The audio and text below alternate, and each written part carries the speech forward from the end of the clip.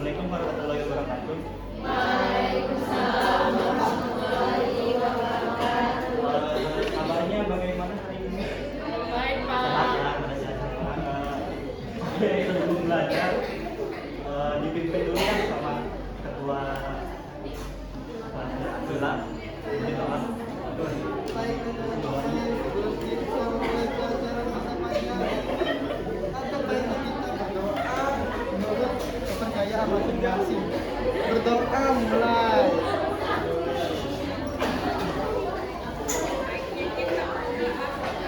Berdoa selesai.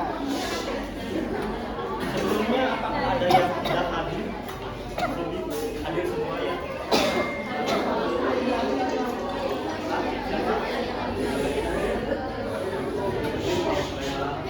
Kenapa tidak hadir?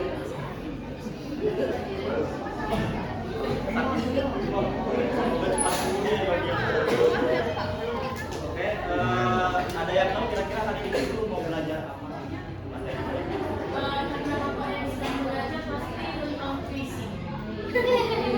Nah, kita sekarang mau belajar tentang puisi. Sebelumnya ada yang tahu apa itu puisi? Definisi puisi bebas, kalian mau menjawab apapun. Puisi apa? Tulisan keren bisa. Kerennya abe-abe bisa. Apalagi Curahan hati. curahan hati bisa juga. Tulisan yang mengandung makna. Ayo semua harus jawab. Apa? Ada yang bebas, ada yang bebas. Pahamnya kalian kan dari SD sampai SMP bahkan sekarang mungkin udah terbayang lah apa itu puisi. Ya, karya sastra bisa. Nah, jadi puisi itu saya mau mengesampingkan tentang teori ya. Jadi puisi yang menurut saya ungkapan bebas yang diungkapkan melalui kata-kata. Jadi bebas dalam artian begini, ada salah satu sastrawan namanya itu Sutarji Fahmi, dia mengumumkan tentang pendapat puisi atau konsep puisi itu bahwa ditulis dengan sebebas-bebasnya. Jadi tanpa harus terikat oleh struktur bahasa dan lain sebagainya. Benar-benar menggunakan berdasarkan kreativitasnya. Nah, itu untuk pengertian puisi. Kemudian di dalam puisi itu terdapat unsur fisik dalam puisi. Yang pertama ada diksi. Apa itu diksi? Ada yang tahu diksi?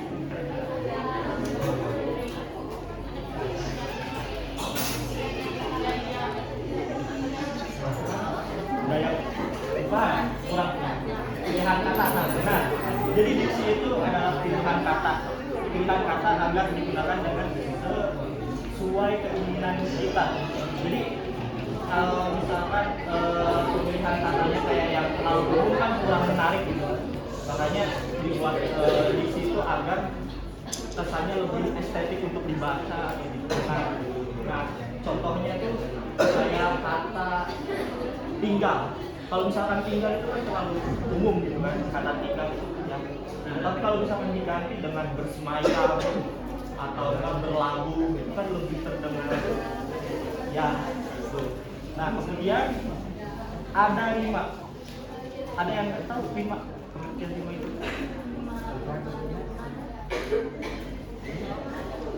Jadi rima itu adalah bunyi akhiran, pengulangan.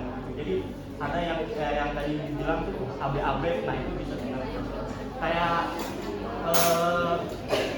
contohnya tuh kayak misalkan di bawah alismu hujan berteduh, di merah matamu senja berlabuh gitu kan, itu ujung-ujungnya gitu. Nah, kemudian ada majas. Apa itu majas? Gaya bahasa. Nah, terdapat beberapa jenis majas ya.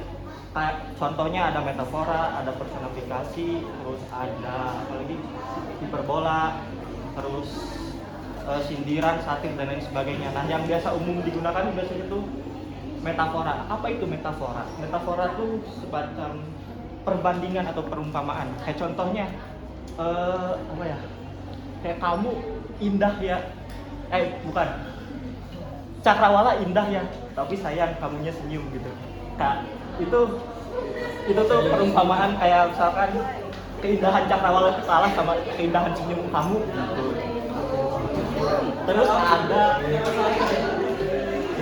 ada personifikasi. Nah, kalau personifikasi lebih ke benda yang mati seakan-akan bergerak atau hidup seperti manusia. Kayak misalkan awan berlarian mengejar angin gitu misalkan. Terus ada lagi apa tadi metafora, personifikasi, hiperbola. Nah, hiperbola yang berlebih-lebihan. Kayak misalkan aku mencintaimu dengan sebuah samudra gitu. Terus ada imaji. Nah, imaji itu semacam penggambaran yang digambarkan melalui kata-kata. Ada yang kayak audio, bukan audio, visual ya. Seakan-akan yang ditulis itu benar-benar bisa dilihat. Kayak contohnya, aku berjalan dari rumah menuju kampus dengan rindang pohon dan daunnya yang berguguran. Kemudian di samping kiriku terdapat sebuah kebun. Itu kan terbayang ada semacam penggambaran gitu kan, kayak seakan-akan ada beling, ada pohon, rindang. Kemudian ada kata konkret. Nah, kata konkret itu kata yang bisa dilihat, bisa diraba. Kayak pokoknya ada kayak contohnya kata konkret, ada kursi, meja, dan lain sebagainya. Kemudian ada kata konotatif. Apa itu kata? Jadi kata konotatif itu kalau ibaratnya kayak merujuk pada suatu makna dari kata-kata. Misalkan hujan itu identik dengan apa sih? Kayak misalkan kesepian, sendirian, atau ketentraman, nah gitu. Kemudian ada tipografi. Tipografi kayak semacam desain tulisan. Ada kan desain tulisan yang bentuknya itu paragraf, atau kan kayak zigzag gitu kan, ada yang berbentuk payung atau pohon gambar dari tulisan. Ada juga jenis-jenis puisi. Ada puisi lama sama puisi modern.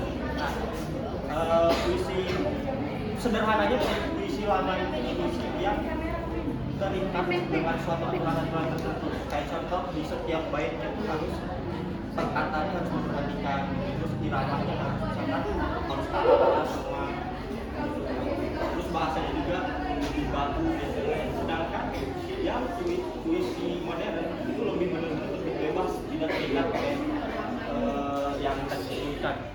Benar-benar lebih ke pengekspresian diri lah. Nah, di sini ada contoh puisi. Kira-kira ada yang mau membacakan?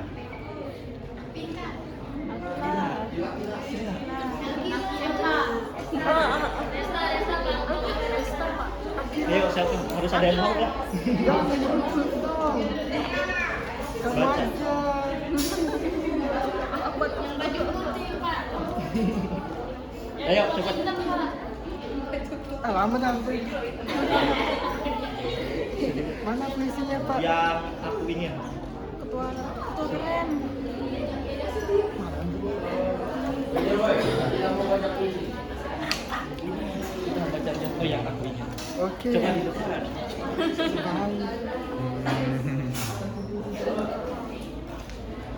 Aku ingin karya Sapardi 1989.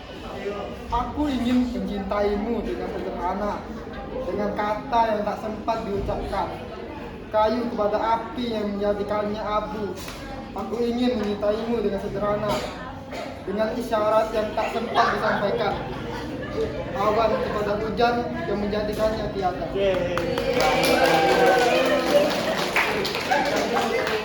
Ada lagi contoh yang lain. Ayo, kamu baca.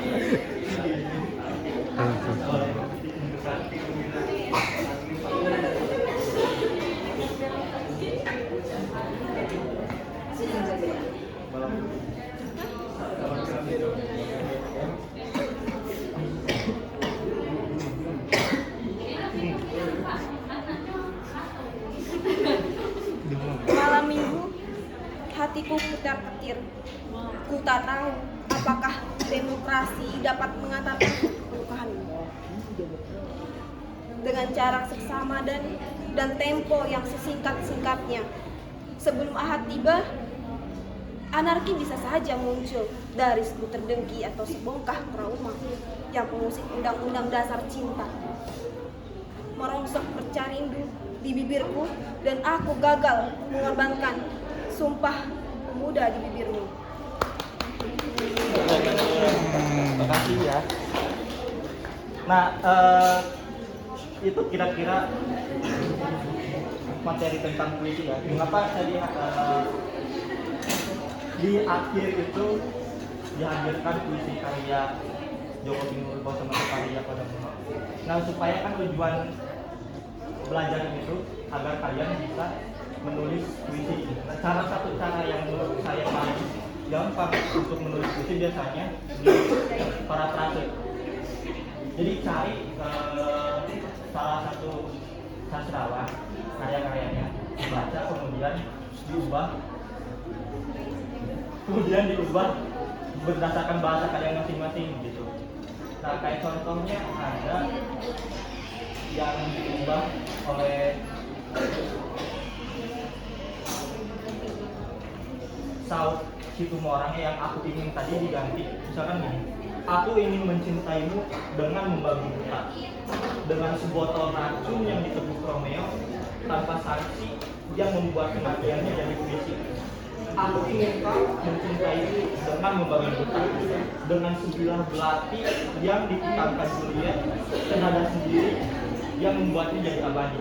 Nah, kurang lebih kalian bisa membuat karya sastra puisi dengan mencontoh salah satu hasil karya sastrawan dari karya sastrawan tersebut. Untuk tugasnya nanti Tugas boleh dong baca puisi karya Bapak sendiri. boleh sebentar.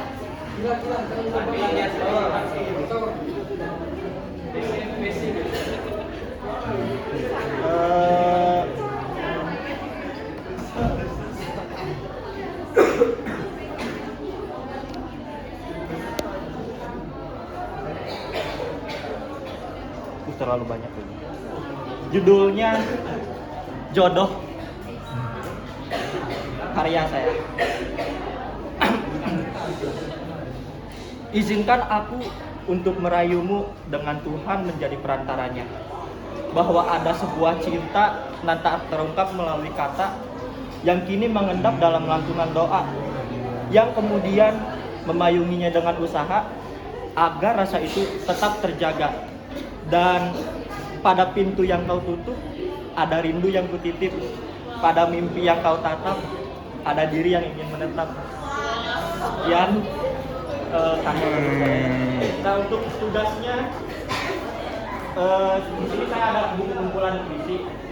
Jadi kalian nanti bisa pinjam buku ini, kemudian baca, cari salah satu judul. Jadi tugasnya nggak boleh sama ya judulnya. Kalian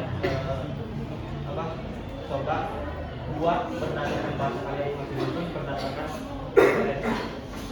Jadi ya cukup sekian. Ada yang ingin ditanyakan untuk materi?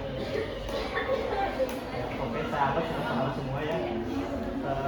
Cukup sekian yang bisa saya sampaikan. Sampai jumpa di pertemuan selanjutnya. Assalamualaikum warahmatullahi wabarakatuh.